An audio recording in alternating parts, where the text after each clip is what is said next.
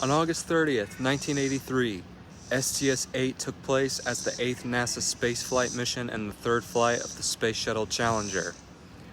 It launched on August 30th, 1983 and landed on September 5th, 1983, conducting the first night launch and night landing of the Space Shuttle program. The mission met all of its intended research goals, though it was overshadowed by the later revelation that a solid fuel booster had nearly suffered a catastrophic failure during launch. The main payload carried was INSAT-1B, an Indian communications and weather satellite which was deployed from the orbiter and placed into geostationary orbit. A secondary payload, standing in for a delayed NASA communications satellite, consisted of a 4-ton dummy load designed to test the shuttle's Canadarm remote manipulator system. Challenger also carried out several scientific investigations, including testing new spacecraft hardware and materials in space conditions, examining biological materials and electric fields under microgravity, and studying space adaptation syndrome. Additionally, the mission provided shakedown testing for the earlier TDRS-1 satellite, which would be needed for the upcoming STS-9 mission. The astronauts consisted of Commander Richard H. Truly, who was on his second and final space shuttle mission and final time in space, pilot Daniel Brandenstein, who's on his first space shuttle mission, Mission Specialist 1 Guion Bluford, who's on his first space shuttle mission and happens to be the first African American in space, as well as the second black person in space after Cuban cosmonaut Arnaldo Tamayo Mendez. Mission Specialist 2 Flight Engineer Dale Gardner, who's on his first space shuttle mission, and Mission Specialist 3 William E. Thornton, who's on his first space shuttle mission. And the next year, on August 30th, 1984, STS-41D took place as the 12th flight of NASA's Space Shuttle program and the first mission of Space Shuttle Discovery. It was launched from Kennedy Space Center, Florida on August 30th, 1984, and landed at Edwards Air Force Base, California on September 5th, 1984. During the 6-day mission, 3 commercial communications satellites were placed into orbit, and several scientific experiments were performed. Among them was a prototype extendable solar array, which later became the foundation for the main solar panels used on the International Space Station.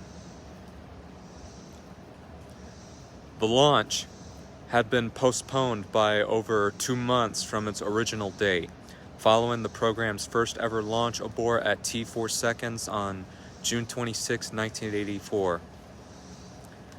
The astronauts consisted of Commander Henry Hartsfield, who's on his second space shuttle mission, pilot Michael Coates, who's on his first space shuttle mission,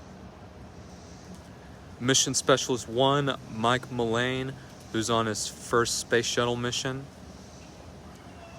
Mission Specialist 2 Flight Engineer Stephen Hawley, who's on his first space shuttle mission, Mission Specialist 3 Judith Resnick, who's on her first space shuttle mission and happens to be the 4th woman, the 2nd American woman, and the first Jewish woman of any nationality to fly in space.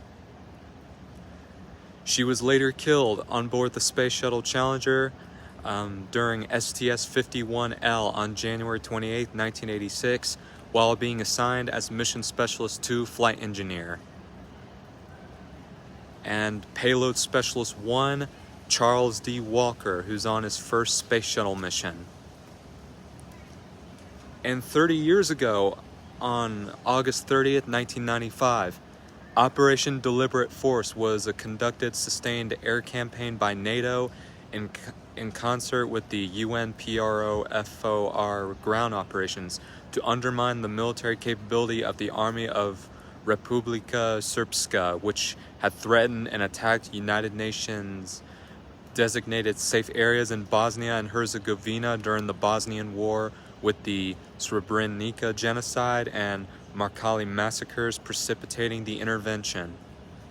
The shelling of a Sarajevo marketplace on August 28, 1995 by the VRS is widely seen as the immediate trigger for NATO's decision to launch the operation.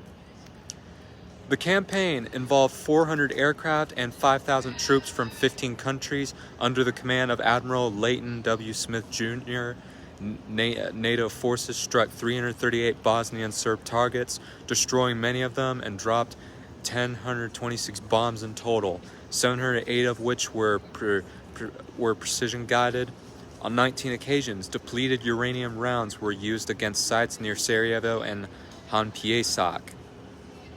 The airstrikes coincided with Operation Mistral II, a coordinated offensive in western Bosnia by the Croatian Army, the Army of the Republic of Bosnia and Herzegovina, and the Croatian Defense Council. Together, these operations broke the siege of Sarajevo and opened the path toward a negotiated peace. And as you can see here, there are a lot of people getting ready for a football game coming up here in Fayetteville.